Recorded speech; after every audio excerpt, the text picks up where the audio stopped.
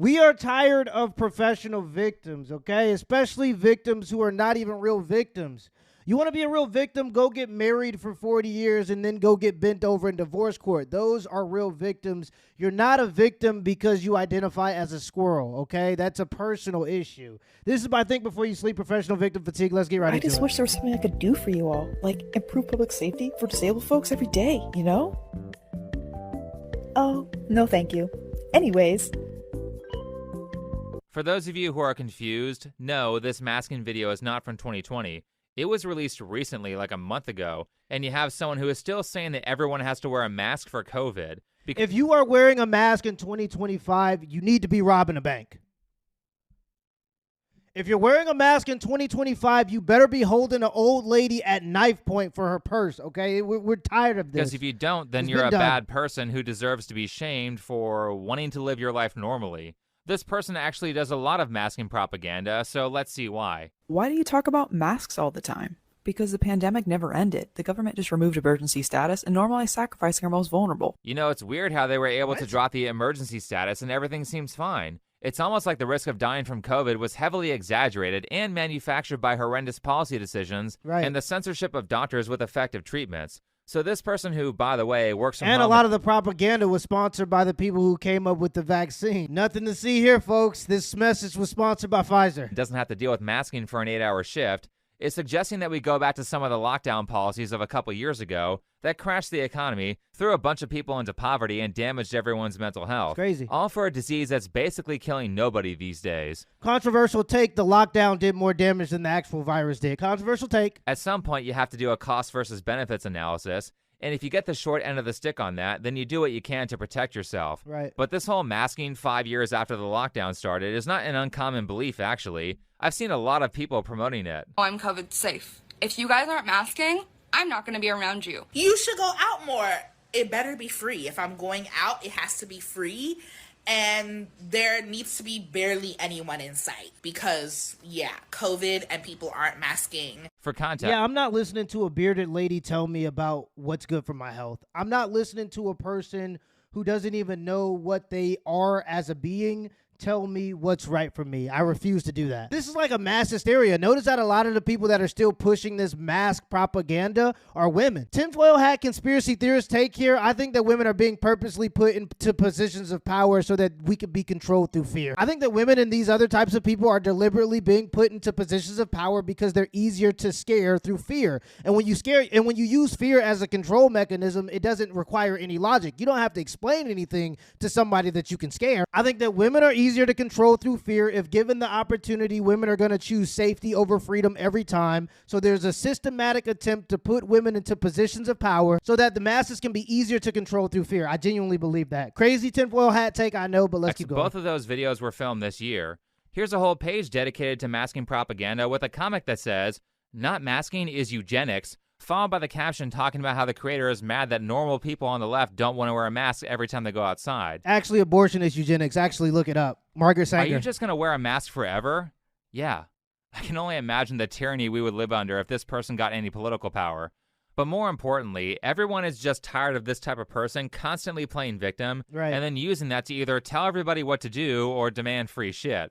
We're all tired of this, or fatigued, as one might say. Facts. Because the ones who play the victim game are always the most sociopathic, self-centered, and awful people, so no one's being fooled by this fake compassion anymore. Why don't just disabled people wear masks then? Some disabled and immunocompromised people cannot get vaccinated or wear a mask due to medical reasons, which is why it's crucial you should if you can. Where should I mask then? Everywhere? You should mask anywhere you think disabled people deserve to exist in safety. P.S. That's every public place. For the record, this person's claiming that she's disabled because she's slightly autistic. Now, for one, never getting sick is bad for your immune system and makes you more vulnerable. 2, being alive always carries risk, and nobody is masking every time they go outside forever in the extremely small chance they come across someone who has a compromised immune system and can't mask if they want to. Like, that's such a rare thing that realistically, I think this person's just overly fearful of catching COVID and is saying, what about these marginalized communities, to pretend that she isn't being selfish. Yeah. Because calling everybody murdering eugenicists if they don't cater to what you want is kind of self-centered. Yeah. Anyway, for those of you who didn't see the prior videos, this pink-haired person is Courtney, who is a 28-year-old asexual autistic person with low support needs who also has ADHD. But she likes Pokemon, and that is based. Did I get all those tags perfectly correct? I wouldn't want to be called a bigot. Oh my gosh, I had an autistic meltdown this weekend and went nonverbal. Actually, that would be a verbal shutdown. Huh? Because being non-speaking or non-verbal is the permanent state of using words and other forms besides voice. You don't experience that, and you don't have to co-opt someone else's language to describe that experience. Right. Yeah, shabalaba ding dong, back to you. We have to stop acting like we actually know what these words even mean. The asshole is the person who made the honest mistake and not the one who is meticulously correcting everyone.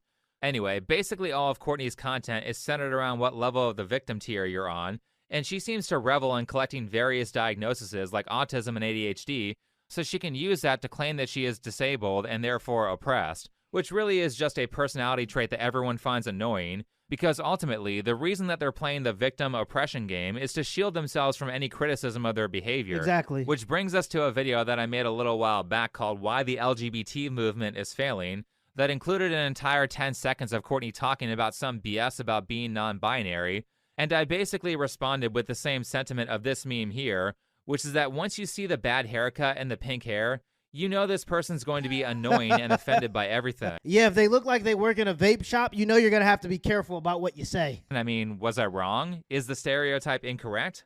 Wow, is this what you look like without the pink anime character hair? Jeez, Much this better. is what 4 years of college will do to a person. Now, a normal person would see criticism like that and either ignore it or make a video response. But since Courtney has the maturity of a 7-year-old like Illymation, who also thought people should not be allowed to criticize her, she decided to fight dirty and file a copyright strike on my video on her to get it removed. By the way, that is like one of the cardinal sins on YouTube. You don't copyright strike people. You're never supposed to try to take someone's livelihood away from them just because you're upset about something that they said about you. Weaponizing the copyright strike system is one of the quickest ways to be hated by every YouTuber on the platform. I made this video here responding to that, where I pointed out that it's ridiculous that she's striking my video over a 10-second clip. I said that she's engaging in copyright abuse to silence people she doesn't like, and I ended that video by saying that I would be fighting the strike. Now we're all caught up to everything that's already been discussed on this channel. So to continue my point about my dislike of people who constantly play the victim card, allow me to use this next segment to point out how their demeanor completely shifts the minute they feel they have the opportunity to fight dirty and victimize the people they don't like. And that's what really woke a lot of people up. When people realized that these types of people were willing to use force in order to get the results and to get people to do what they wanted them to do, that's when people stopped caring about their fake victimhood narrative. There was a whole era where people were literally self-diagnosing themselves and faking mental illness just to get attention because they don't have any talent. These are the same people who think that they're virtuous activists for tweeting things. I'm sorry, if you're not willing to go to jail, then you're not a real activist. Every real activist that I know went to jail. Parallels the Illymation drama from last year, where she tried to multiple times get me deplatformed because I made a video criticizing her. Anyway, getting to the part where she continues to fight dirty, after I released the dedicated video on her talking about her abusing the copyright system, Courtney went onto her Instagram and said this: "On today's episode of Alt-Right Creators Doing What They Do Best," stop. You know what's really funny? These people are so obsessed with making sure that everyone labels them properly, yet anytime they are faced with people who have differing opinions, they mislabel them as alt-right or Nazis. Yeah. I'm not alt-right. Alt-right is a bunch of white supremacists who want an ethno-state, and I have openly stated many times that I don't like racism or identity politics. So it's nice to see that Courtney believes she deserves a respect that she doesn't give to other people. Moving on, Think Before You Sleep posted a large anti-trans rant video. Stop again. It was not anti-trans. It was a video talking about how sociopathic the activists are, and how even LGBT people don't like the activist. Yeah. I mean, if I can't say that it's wrong for Lily Tino to dress like Miss Rachel and then advertise an OnlyFans account on the same page, then Courtney is basically saying that people can't criticize anything a gay person does or a trans person does. Well, part of the reason why people don't like it is because these people aren't real activists. They don't actually believe in anything. They just want virtue signaling points by making tweets online. They're not activists. They're just mentally ill. And I'm not going to lie, for a while it seemed like we were going to let 210 mentally ill people on Twitter really dictate the direction the country was going to go. I'm happy we reeled that in a little bit. Think Before You Sleep posted a large anti-trans rant video and got mad when I got it removed for copyright because it illegally used my content, and they still don't know how copyright works. They? Are you misgendering me, Courtney? I am not a they, them. And last, here's the best part. After complaining about cyberbullying, Courtney finishes by saying, "If you could thumbs down, report, or leave a good comment for me, I would appreciate it, as I'm being spammed by their alt-right followers right now." and then she leaves a link to my video in the post, followed by a screenshot showing that she watched an ad. Thanks, Courtney. I appreciate your financial support. I also appreciate how you're essentially crying about cyberbullying here as you tell your 200,000 Instagram followers to go mass flag, dislike bomb, and harass a creator who is defending himself against you abusing the copyright system on YouTube. How are you the victim? And keep in mind that the result of her post was that I received a shitload of negative comments from her followers, really leading by example by showing that you think that bullying is wrong. Again, I love how this all parallels the Alienation drama where she essentially did the same thing. She complains about being harassed while at the same time tells her followers to harass me, cries to Noah Samsen about it so he would tell his followers to harass me, and says thank you to and gives no pushback to a friend who said I should kill myself. But that's the whole thing. It's screaming help so that white knights come out and do your bidding for you. It's basically just weaponized empathy. Humans are very unique. We're social creatures, and we're so empathetic that we actually take care of our elderly and our sick. So we definitely gear towards empathy, and there was a whole social movement where they essentially just weaponized our natural inclination to empathy against us. For the most part, that's over now, and all we had to do was just go, we don't care. And let me just mention that in both cases with Courtney and Alienation, I pretty explicitly told my followers to not comment on their videos or harass them or engage with them in any way. So Courtney, level with me for a second. How is it okay for you to make multiple videos saying everyone who doesn't wear a mask everywhere in public is a bad person, followed by passive-aggressively wishing disability on those who refuse to mask? Like, it's okay to criticize those people, but if I say I don't like pink hair, then you feel like you're morally justified in sending your audience to try to deplatform me. Crazy. I mean, holy shit, these people are ridiculous, especially considering people like Aliemation's good friend Noah Samsen, who's moved on to telling his followers to commit acts of terrorism. And wouldn't it be a damn shame if someone had an old deleted tweet from Alienation where she was encouraging terrorism in 2020? Wouldn't it be just horrible if someone pointed out that poor little Alienation, who was always a victim, was cheering for innocent people having the shit kicked out of them and their property being looted and destroyed? Wouldn't it be awful if someone had an archive of when Twitter likes were still public and had a post that she liked with a bunch of buildings on fire saying no justice, no peace? It's funny because the weakest people always cheer on anarchy and they cheer on revolution, not understanding that revolution is usually very bloody, and they're the ones that probably wouldn't survive the revolution if there actually was a revolution. And then they got all these cute little hashtags self-identifying themselves as being a part of the revolution. Newsflash, the revolution isn't gonna have merch. Revolutions are extremely bloody and usually not very good. No wonder her and Noah get along. Both of them love terrorism. But I digress. You see, what Courtney has done here with this Instagram post is not only violate YouTube's cyberbullying policy, but she also violated Google's terms of service. Anyway, as I said in the earlier video, I will be fighting Courtney's abuse of the copyright system. The way that works is that you file a counterclaim, and the person who filed the strike has 10 business days to prove to YouTube that they filed a lawsuit or the video goes back up. Since Courtney was insistent that I had broken the law, and because she said she talked to someone at YouTube and they said it was copyright infringement, I hired a lawyer. Ethan Klein's lawyer, actually. Oh, man, they took it far. And after I finished the initial consultation, I just started laughing. Just so everyone's up to speed, any creative work that you make, like a song or a YouTube video, is by law instantly copyrighted so that people can't resell it or claim it's theirs, unless they want to get sued. However, there's an exception to copyright called fair use, which says that you can use people's copyrighted works for the sake of things like parody, education, or commentary, provided that your use of the work doesn't act as a replacement for it, and provided that your input on whatever you used creates some sort of transformative change that alters how people interpret it. Right. This is what allows for doing things like a movie review and using clips from that movie without having to ask the company. So I'm arguing that my use of Courtney's content is fair use.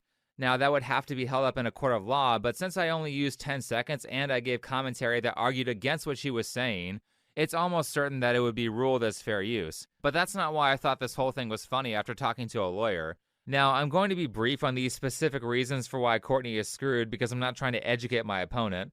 That would be a stupid move. However, I will say that basically the reason I was laughing is because the amount of damages that she's legally allowed to pursue for copyright infringement of that 10-second clip is almost nothing compared to how much it would cost to sue me. She would be putting a second mortgage on that pink house to afford it. That's if she wins. However, if she loses, which is very likely, it would be incredibly easy for me to prove that her takedown was malicious, which means I can countersue for my lawyer fees, and that won't be cheap for her. So let me be very clear when I say that if somebody were to put me through a massive waste of time lawsuit like that and didn't have the liquid cash to pay for it, I would be brutal in trying to seize every single piece of property that they value until the fees were paid. Damn. I very much believe in the fuck around and find out policy. Damn. And if you want to get so pissy about someone criticizing your pink hair that you turn it into a legal battle, then I'll make sure that you understand why it's a stupid idea to file a lawsuit against somebody because your feelings got hurt. And that's exactly what you got to do. You can't take steps back. People who are willing to weaponize lawfare have to understand that they can't do that, and sometimes it takes lawfare in order to fight back. Sometimes you can't keep taking steps back. Sometimes you can't keep folding to the will and bending to the will of these people as they try to weaponize the state or the government or lawfare against you. Sometimes you got to fight back. I am 100% with them. Yeah, if she wants to get the law involved, the gloves are off for sure. Because once you stop being emotional about this, you're going to realize how financially stupid this was for you.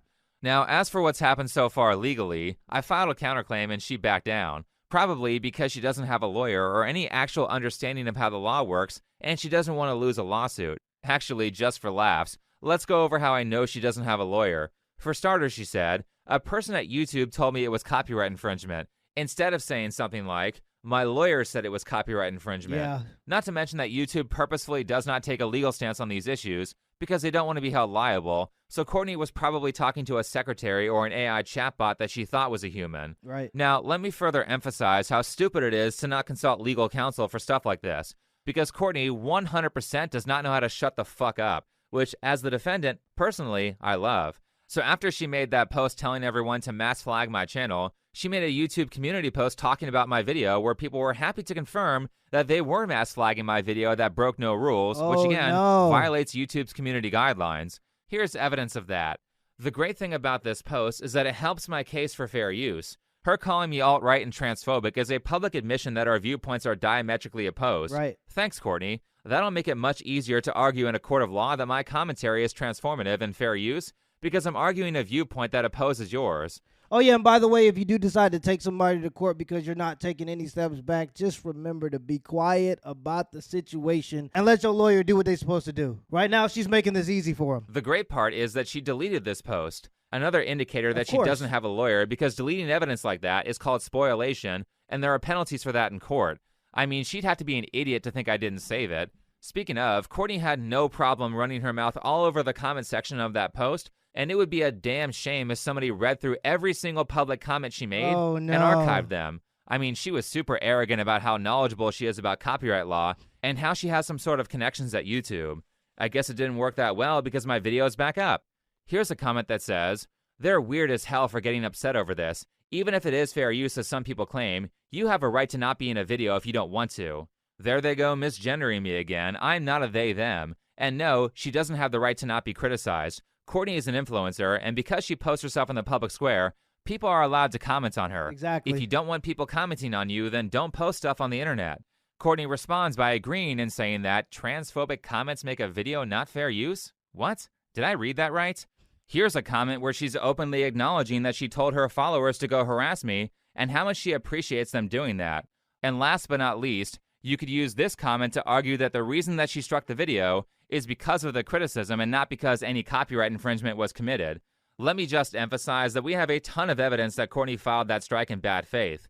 And just as a reminder for those of you who haven't seen the video that she tried to silence that's called Why the LGBT Movement is Failing, note that video was primarily about predators like Lily Tino filming in the Disneyland bathrooms with children present, advertising OnlyFans on a page that features... Oh, yeah. If you're going after children, I am transphobic. If you want to be in the same bathroom as women, then yes, I am transphobic. I don't want my wife and I don't want my daughter having to go into the bathroom with a grown-ass goddamn man. Just because you're wearing pink and overalls doesn't mean that you're a woman. It means you're just masquerading as a woman. Rachel parody content intended for kids, and going into restaurants trying to get people fired in an attempt to go viral on TikTok. As well as there being a crazy mom in that video giving her kid medicine that will permanently sterilize him at 13 years old. Dr. Olson had a decision. You are in the perfect place to start on blockers. And she promises to begin giving her estrogen, female hormones, in 2 years. Around 13. That's what I think.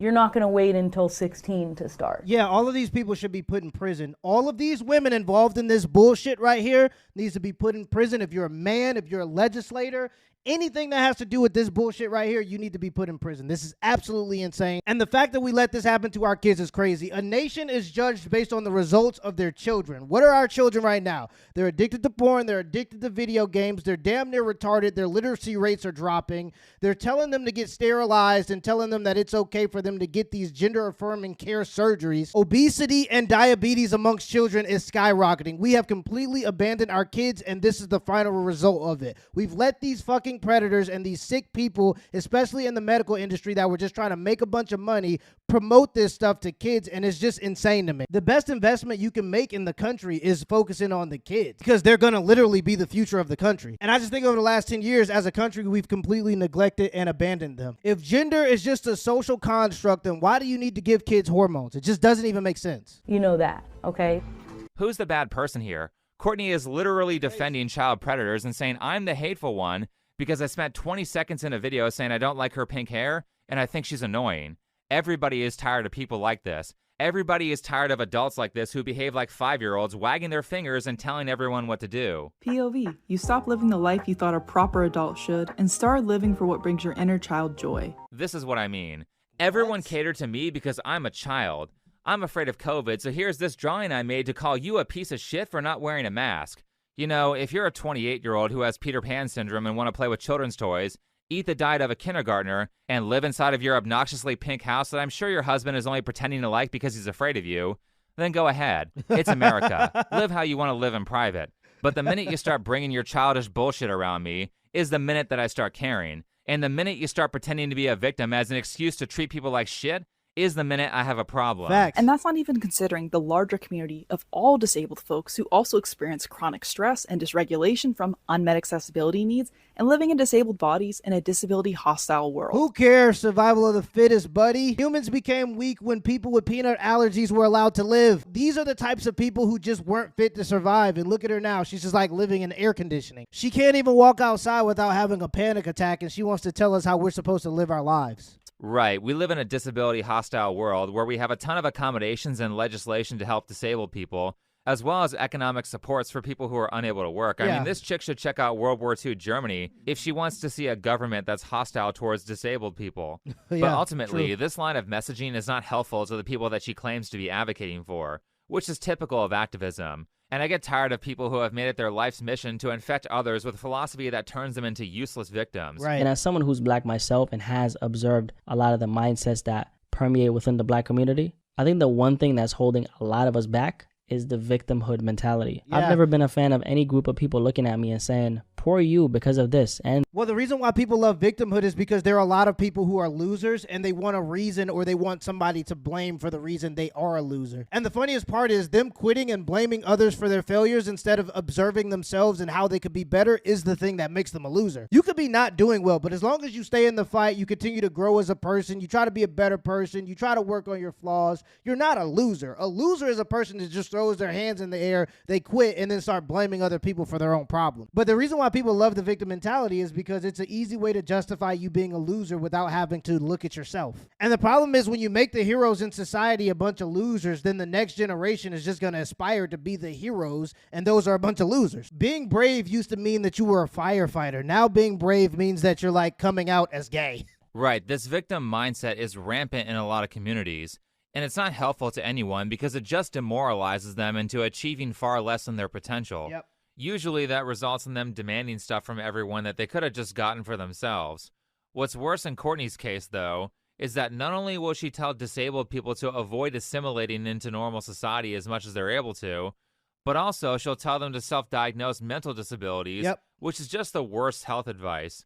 And apparently, this is an entire trend on TikTok. We've seen the rise of self-diagnosed mental illness. The term neurodivergent went mainstream, which mostly referred to autism and ADHD. And notice that it's always women that do this type of stuff, and I actually do believe that there is a mental health issue right now with modern women. I do genuinely believe that, and I think it permeates as mass hysteria, and I think that a lot of other women start to feel like they have these mental illnesses because so many other women do, and it starts to be like an impressionable group groupthink type of thing where women start to have mental illnesses because they've been influenced by other women coming up with fancy words to believe that they're mentally ill. And also they've tried to tie mental illness to some type of virtue too. So not only are you mentally ill, you're virtuous for being mentally ill, and you can't be held accountable because your mental illness is your mental illness. Traction on platforms like TikTok where users self-diagnosed and demanded accommodations for these conditions like workplace flexibility, using their conditions as an excuse to shrug off adulthood and evade responsibility in so many cases. Yeah. People started collecting labels like they were personality points, non-binary, disabled, neurodivergent, polyamorous, blah, blah, blah, and became offended if others didn't properly adhere to them. Right. Taking pride in how mentally ill you are is the smart thing to do,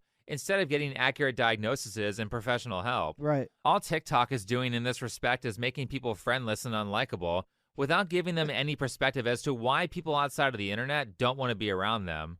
You seemed really standoffish at first. Gee, why would people see you like that? Well, maybe it's because half of your videos are you telling people why they can't live how they want because it offends you, followed by using being slightly autistic or non-binary as a shield against criticism. Like, it's funny how you have perpetual victims like Courtney, but then you have people like Ricky Berwick, who doesn't give a shit and can eloquently say things like, "I'm Canadian, you retard." It's weird how basically everyone I've known who has a disability in real life doesn't feel the need to make it their entire personality and really just wants to be treated as if they weren't disabled.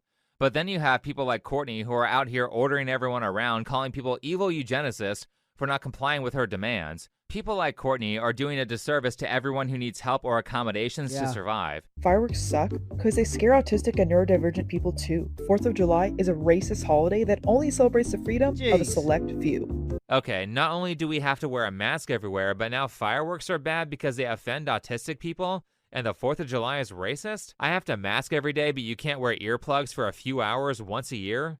You see what I mean? Yeah, she's the type of person that tries to just take the wind out of your sails at a 4th of July party. You just go, hey, pour her a shot. Somebody come help this buzzkill and get her up out of here.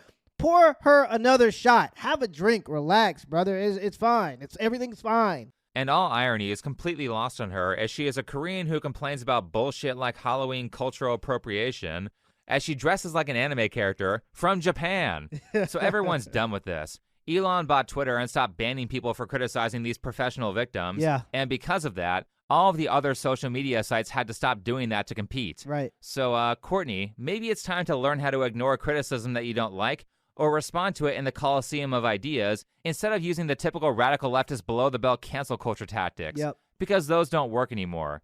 Anyway, thanks for watching. Follow me on Twitter. And I'll there was that era where you just couldn't even talk or speak up about these things just being silly. And the moment Elon bought Twitter, I must say there was definitely a cultural shift where people were actually able to talk about these things. And a bunch of people realized, no, everybody believes that this is bullshit. And ever since then, this whole ideology has just been on the downhill. Nobody actually believes this stuff. Nobody ever did, but just because you would lose your job if you said anything about it, that was a big issue. But now that that's gone, so is all this BS.